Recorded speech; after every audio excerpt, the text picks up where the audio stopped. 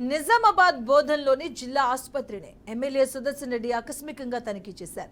రోగులకు అందుతున్న చికిత్స గురించి అడిగి తెలుసుకున్నారు. హాస్పిటల్ బిల్డింగ్ ను క్షుణ్ణంగా పరిశీలించి సిబ్బందికి తగు అవసరాలపై ఆరా తీశారు. ఇక త్వరలోనే డాక్టర్ల నియామకం జరుగుతుందన్నారు.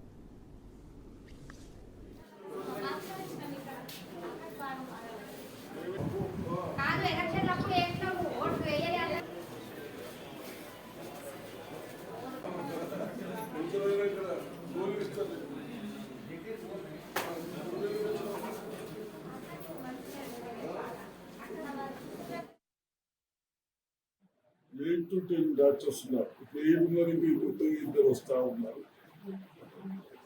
అదేవిధంగా ఇక్కడ వచ్చిన తర్వాత డాక్టర్స్ తో కానీ కన్సర్న్ సిస్టర్స్ తో కానీ డిస్కషన్ చేసిన తర్వాత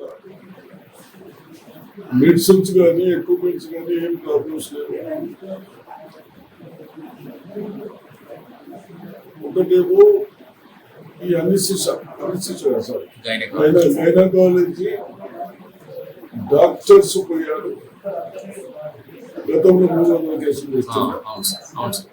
గతంలో కొన్నిటి వరకు 300 కేసులు చేసేవారు మంత్లీ.